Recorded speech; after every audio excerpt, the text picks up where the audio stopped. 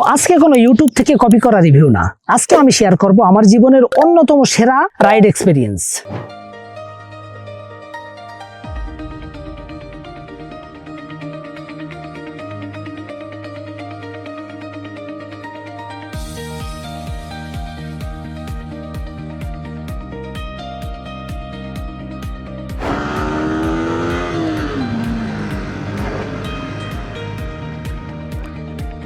আজ আমি গল্প শোনাবো, যে গল্পটা হলো আমার 11,000 কিলোমিটার রাইডের গল্প।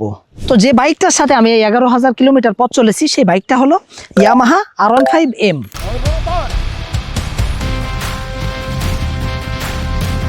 তো এই 11,000-এর ভিতরে আমার গ্রামের রাস্তা, শহরের রাস্তা, হাইওয়ে, পাশাপাশি পাহাড়ি রাস্তাও আমার এই গাড়িটার সাথে রাইড করা হয়েছে। এবং আপনারা ভিডিওটা সম্পূর্ণ শেষ পর্যন্ত দেখবেন, কেননা এই ভিডিও দেখলে আপনারা বুঝতে পারবেন এই গাড়িটা কাদের কেনা উচিত এবং কাদের কেনা উচিত না। আসসালামু আলাইকুম ভিউয়ার্স, আমি মোহাম্মদ মারুফ হুসাইন এবং আপনারা দেখতেছেন MRV। এবং আজকে আমি নিয়ে এসেছি ইয়ামাহা R15-এর রিয়েল ইউজার এক্সপিরিয়েন্স। প্রথমেই বলি আমি R15M কেন কিনলাম। তো আমি চেয়েছিলাম একটি স্পোর্টসি লুকের বাইক, যে বাইকটাতে এক বাইকের ভিতর সবকিছুই থাকবে। ঠিক পেয়েছেও তাই। এই বাইকের ডিজাইন যেমন এগ্রেসিভ, তেমন এই বাইকটার ভিতরে কুইক শিফটার, ট্র্যাকশন কন্ট্রোল সবকিছু মিলায়ে অসাধারণ একটা কম্বো এই বাইকটা। তো এই বাইকটাতে ইয়ামাহা ব্যবহার করেছে 155 সিসির SOHC লিকুইড কুল 4 ভালভ ইঞ্জিন। তো এই বাইকটা কেনার পিছনে আরো একটা কারণ ছিল, এই বাইকটা টেকনোলজির দিক থেকে অনেক বেশি এগিয়ে।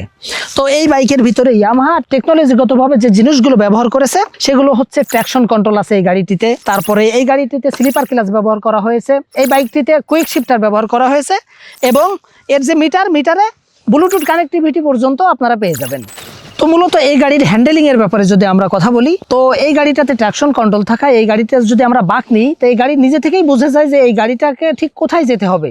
আসলে এই গাড়ি চালাইতে গেলে আমরা সোজা রাস্তার থেকে বাঁকটাই বেশি খুঁজি, কারণ এর ভিতরে যে অন্যরকম একটা মজা আছে। এই গাড়িটা কর্নারিংয়ে আসলে দুর্দান্ত পারফর্ম করে থাকে।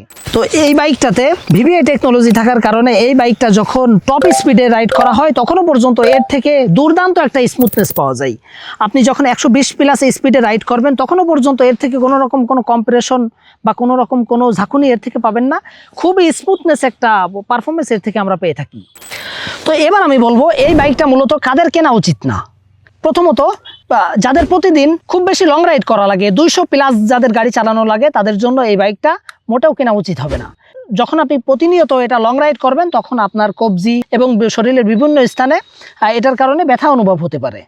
যাদের পিছনে পিলিয়ন থাকে তাদের জন্যও এই বাইকটা কেনা উচিত হবে না, কেননা এর পিলিয়ন যে সিটটা এটা টোটালি আনকমফোর্টেবল একটা সিট এবং আপনার প্রত্যেকটা ব্রেকে পিলিয়ন খুবই আনকমফোর্ট ফিল করবে।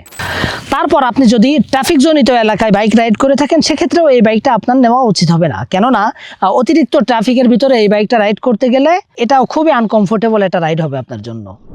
আপনারা অলরেডি এই বাইকটার স্পেসিফিকেশন নিয়ে অনেক ভিডিও দেখে ফেলেছেন, যার কারণে আমি এই স্পেসিফিকেশন নিয়ে বিস্তারিত কোনো কিছু আর বললাম না। আমি জাস্ট আমার রিয়েল ইউজার এক্সপিরিয়েন্সটা আপনাদের সামনে শেয়ার করলাম। তো এই ছিল আজকের মতো আমার ভিডিও। পরবর্তী যে কোনো একটা ভিডিওতে আপনাদের সাথে আবারও দেখা হবে অন্য কোনো সাবজেক্ট নিয়ে। সে পর্যন্ত সবাই ভালো থাকবেন, আমার জন্য দোয়া করবেন। আল্লাহ হাফেজ।